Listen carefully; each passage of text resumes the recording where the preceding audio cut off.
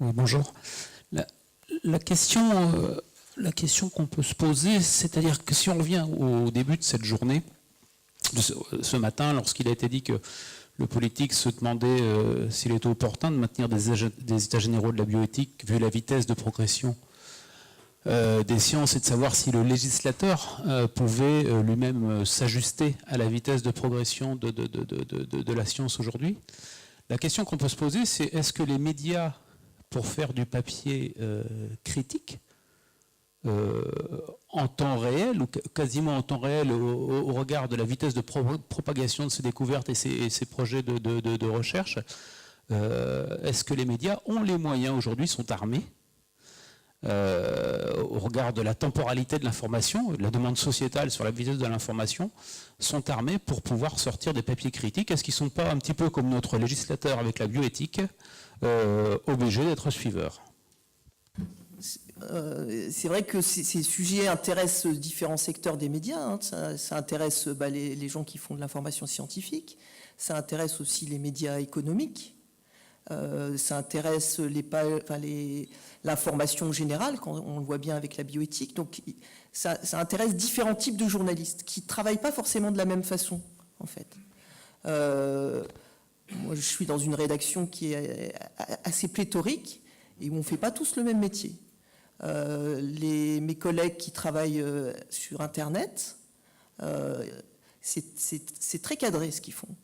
Alors ils ont bien sûr je réélargis un petit peu le propos, hein, mais je pense que c'est important pour expliquer comment on travaille. Tous les matins, ils ont une réunion et ils voient un petit peu les événements de la journée prévisibles. Voilà.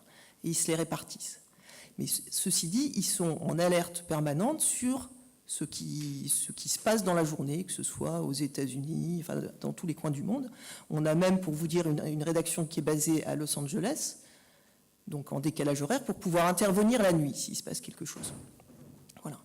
Donc, dans ces collègues du web, il y en a qui travaillent ce qu'on appelle en temps 1, c'est-à-dire que dès qu'une information arrive, par un collègue média, par une agence, si on l'estime digne d'être reprise dans le journal, elle va être reprise immédiatement. Autant vous dire que là, c'est un petit peu du copier-coller, on va dire. Donc là, l'analyse critique, il n'y a pas la place. Pour autant, c'est ce qu'on appelle donc un temps 1, et ça ne dispense pas, évidemment, de faire des choses derrière. Selon les cas, soit on laisse tomber, parce que bon, c'est une info juste ponctuelle, et finalement, il n'y a pas besoin de la reprendre, soit il y a besoin d'embrayer derrière. Et on peut embrayer pour le quotidien du lendemain, par exemple, où on peut se dire, ah quand même, là, ce sujet, ça vaudrait le coup qu'on s'y intéresse. Moi, je travaille dans un supplément hebdomadaire, et donc, on fait chaque semaine un sujet de 2 pages. Alors celui-là, on ne le fait pas évidemment du jour au lendemain. Et sur ces questions-là, qui nous intéressent souvent, on essaie de programmer les choses. C'est-à-dire, si on veut faire 2 pages sur un sujet, bien évidemment qu'on essaie d'avoir le temps et les entrées pour être un peu critique. Mais ça nécessite du temps.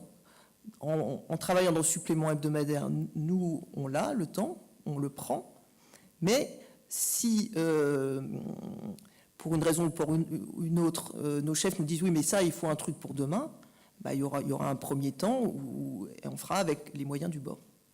Quand on propose des sujets, on sait très bien qu'il y a des sujets qui sont vendeurs, entre guillemets, qui feront des clics, et il y en a d'autres, pas forcément, mais on estime que c'est notre rôle de le faire, et on a, en tout cas dans la rédaction où je suis, une relative liberté pour le faire. Et vous parliez tout à l'heure des médias internationaux, sur des grosses enquêtes, alors pas forcément dans la bioéthique, mais dans d'autres domaines, vous voyez bien qu'il y a des associations qui se font entre journaux pour exploiter, par exemple, des bases de données énormes, et que là, c'est des recherches qui peuvent durer des mois avant de publier. Donc il y a effectivement une grosse machinerie qui fait qu'il faut réagir en temps réel à la plupart des actualités dont beaucoup n'ont finalement aucun intérêt, mais quand même il y a un certain nombre de médias qui ont les moyens et l'envie de faire des choses à plus long terme. Et puis, il ne faut pas oublier que de plus en plus aujourd'hui, interviennent dans les médias des des collaborations extérieures, par exemple sous forme de tribunes. On a quand même régulièrement, tous les jours, des tribunes de chercheurs, de politiques, qui peuvent aussi exprimer un point de vue critique. Et là, même si les journalistes n'ont pas le temps de le faire à se tenter, ça permet d'avoir une pluralité de réactions et d'opinions sur un sujet. Et c'est vrai en sciences comme pour les autres domaines. Une autre question ? Oui, peut-être. Pour répondre un petit peu peut-être à votre question, qui n'est pas nouvelle en fait. Parce que vous avez vécu, les journalistes, exactement la même chose il y a 30-40 ans. C'était sur la chirurgie esthétique. Les articles d'abord dithyrambiques, et puis ensuite les articles qui ne voyaient que les complications, c'est-à-dire on voulait chercher, ou les articles qui ne voyaient que les cas exceptionnels. Avec un problème souvent, c'est que les journalistes qui sont envoyés ne sont pas suffisamment spécialistes, et ça c'est le problème, du sujet traité. Ce qui fait qu'ils ne font que recopier ce que, entre guillemets, le spécialiste leur a dit, qui parfois lui-même est très controversé dans sa spécialité. Nous l'avons vécu dans ce domaine de chirurgie esthétique, on le revit là-dedans. C'est le cas, et souvent d'ailleurs le journaliste qui vient en demandant « Avez-vous quelque chose d'exceptionnel à nous donner? Avez-vous une nouvelle trouvaille? Avez-vous quelque chose de nouveau ?» C'est le mot qui revient le plus souvent. Et dans ces domaines-là, il faut être beaucoup plus progressif et il faudra avoir des gens beaucoup plus professionnels dans chaque domaine. Oui, vous l'avez compris. Par souci de transparence, c'est un chirurgien esthétique qui pose la question. Dans ça, vous n'auriez pas compris les attendus. J'avais compris aussi que vous répondre. Effectivement, ce problème du traitement journalistique, il est ancien. Et vous dites qu'est-ce qu'il y a de nouveau? C'est vrai que, en tant que journaliste, c'est une question qu'on a à se poser. Qu'est-ce qu'il y a de nouveau? S'il n'y a rien de nouveau, que rien n'a bougé depuis 50 ans, à ce moment-là, on peut faire un article historique, mais ça ne s'appelle plus vraiment du journalisme. Ou alors, il faut trouver des artifices. Alors après, c'est vrai que nous, on se documente, selon les cas, par des études, en interrogeant des personnes. Et évidemment qu'il y a des personnes qui sont plus ou moins fiables, qui ont plus ou moins aussi envie d'être présentes dans les journaux. Et personne, mais vraiment personne, même avec 20 ans, 30 ans de métier, ne peut se dire « je ne me fais jamais avoir ».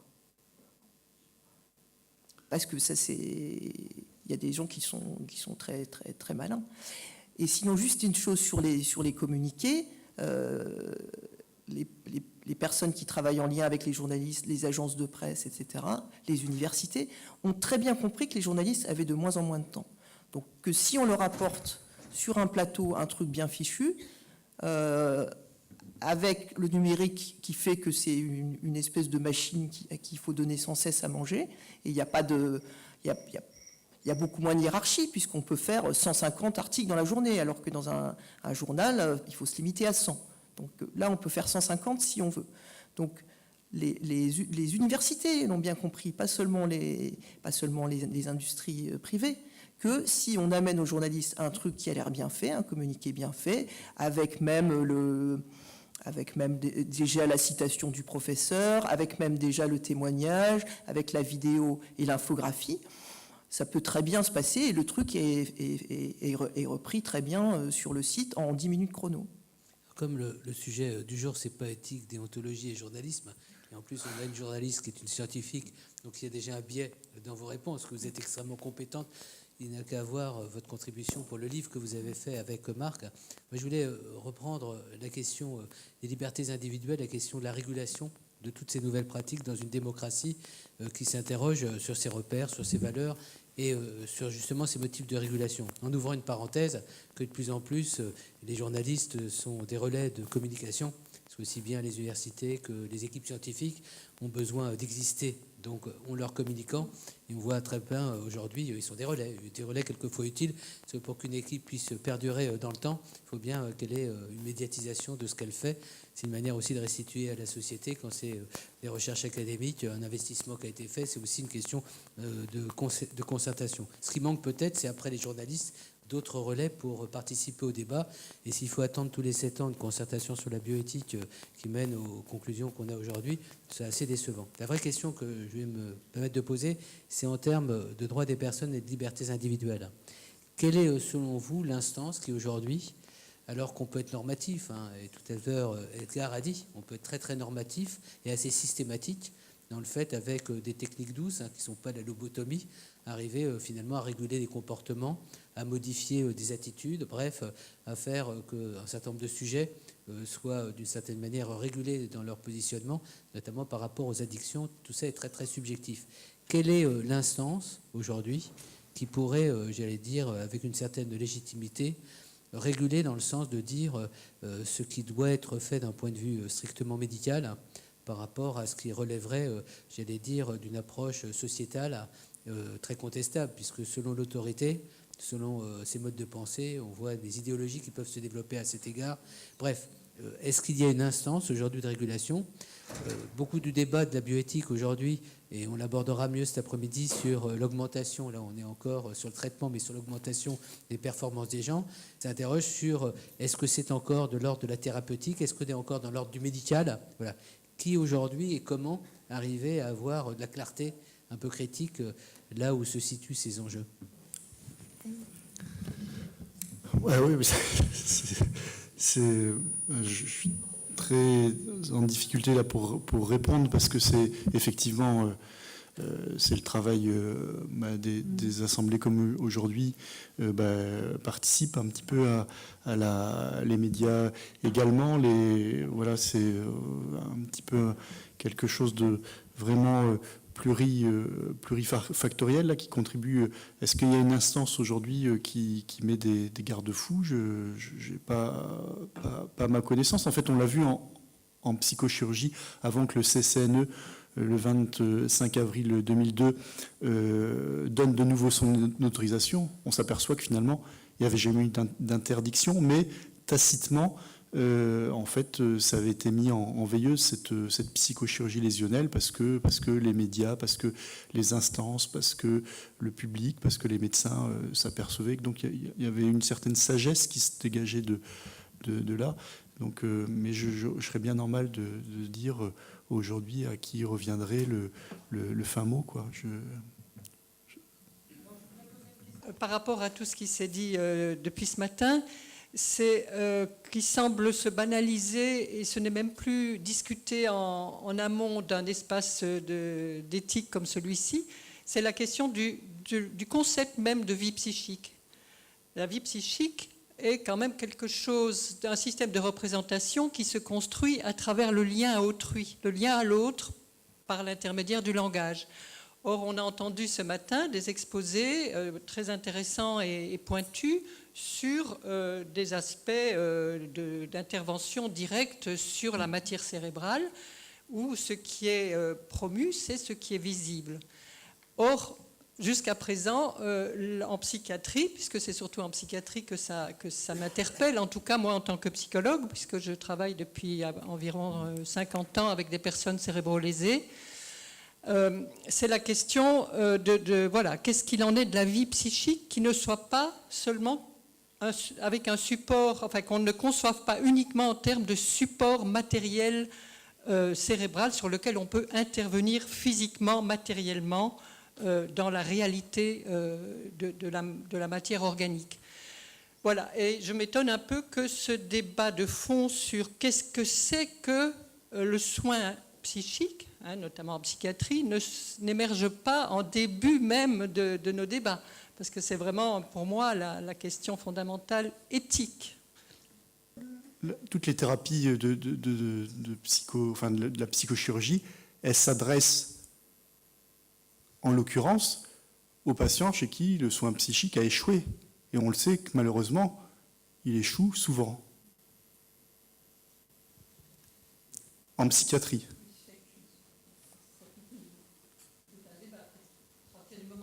Quand est-ce qu'on considère qu'il y a échec et quels sont mais après, ça c'est le débat entre psychiatrie biologique, psychiatrie psychanalytique qui a été mâché, remâché là. Mais voilà, qu'est-ce que vous voulez apporter de nouveau là sur ce débat ? entre l'opposition, entre la psychiatrie, Je ne crois pas que ce soit nouveau, psychiatrie effectivement. biologique et puis la psychiatrie. C'est même peut-être considéré comme un débat d'arrière-garde, je ne sais pas, parce que le paradigme maintenant, c'est du côté du cerveau. Et moi, je m'interroge quand même à un niveau éthique. C'est pour ça que je suis venue aujourd'hui, sur ce paradigme qui est maintenant totalisant. Je sais, non, je n'ai rien de nouveau à apporter. Je soulève la question parce qu'elle me semble vraiment une question profondément éthique et pas seulement technique. Peut-être que je peux compléter un peu le raisonnement. Je trouve en effet que depuis le début de la journée, qui est, je rejoins Madame, intéressante, la réflexion éthique, quand elle a eu lieu, s'est focalisée sur les impacts des technologies et assez peu sur les justifications de ces technologies. C'est-à-dire que qu'est-ce qui fait que, sur la question du normal et du pathologique, alors je sais que Marc, tu as évoqué au début la pathologisation. Voilà, cette frontière entre le normal et le pathologique, ça restera toujours un débat d'éthique et jamais, ce ne sera jamais un débat d'arrière-garde. Elle est fondamentale. Qu'est-ce qui fait qu'à un moment, on peut justifier qu'une personne mérite ce type de traitement? Qui juge de cela? Est-ce que ce sont des experts? Et si ce sont des experts, quels experts ce doit être? Est-ce que ce sont des experts du cerveau? Est-ce que ce sont des experts de la psyché de façon plus générale? Donc cette question, à mon avis, elle doit être au cœur de nos discussions. Sans quoi la réflexion éthique, elle porte sur les impacts, ce qui est intéressant. On peut avoir des controverses scientifiques sur les impacts, il y en a eu ce matin, mais finalement assez peu de controverses éthiques. Sur les impacts, finalement, on peut discuter entre experts pour dire selon telle étude, etc. Mais voilà, pour moi, la question éthique, elle porte sur la justification au niveau social. Qu'est-ce qui va faire qu'on va juger pathologique une situation et comment on intervient sur cette situation? Est-ce que la pathologie, elle vient du lien social parce que les pathologies sont toujours construites socialement. Il y a aussi cette question-là. Donc voilà. La question qui peut aussi se poser, c'est la définition de la résistance. À partir de quand on considère qu'une pathologie psychiatrique, bon déjà, est-ce qu'il s'agit d'une pathologie psychiatrique quand effectivement tout à l'heure on parlait de certaines déviances, à partir de quand on est comme vous dites, dans le normal, le pathologique, mais la question de la résistance, c'est vrai que ça c'est une question qui fait l'objet de beaucoup de discussions, parmi les psychiatres par exemple, à partir de quand on considère qu'une dépression est considérée comme résistante. Alors bien sûr, il y a la prise en charge psychologique, il y a les thérapies cognitivo-comportementales, il y a les molécules, maintenant il y a les thérapies non invasives comme la stimulation magnétique transcrânienne, et puis à partir de quand en fait on doit mettre le curseur pour proposer et ça effectivement la notion de résistance elle fait débat. Est-ce qu'il faut une molécule? Si oui, pendant combien de temps? À quelle posologie? Est-ce qu'il faut une association avec une autre molécule, par exemple dans les antidépresseurs? Et ça, en fait, ce débat-là, bon, c'est vrai qu'aujourd'hui, quand on parle de psychochirurgie, on le voit plus sous la lorgnette de la psychiatrie biologique. Mais bon, c'est vrai que c'est une psychiatrie qui s'attache qu'aux cas vraiment lourds, vraiment, et pour qui toutes les approches psychologiques classiques, normalement, si on est dans un parcours de soins bien fait, aura échoué. Je ne sais pas si c'est... quand même abordé, et ça a été vu sur l'éthique de la promesse, dans un de vos diapos, vous montrez d'ailleurs un article là-dessus, qui est beaucoup développé par Léo Koutelek, c'est-à-dire qu'est-ce qu'on promet et à quel titre peut-on promettre qu'on est à la hauteur de cette promesse, en tous les cas. Mais ce que nous, on a vu dans le cadre de l'espace éthique maladie neuroévolutive, c'est la plainte de gens qui ne savent plus où s'adresser, qui sont dans une souffrance abyssale, qui rend ce qu'ils vivent incompatible avec ce qu'est une vie, réalisée, une capacité d'autonomie. Et on a vu que quand on est confronté, Paul Loup, aux gens atteints de maladies de Parkinson, encore pour prendre un exemple précis qu'on a vécu en tant qu'espace national, on voit à quel point les gens apprécient le dilemme s'engager dans un traitement avec des conséquences dont ils ont l'information, pour lesquelles ils ont l'information, et renoncer à rentrer, à être inclus dans ces processus, dans ces protocoles.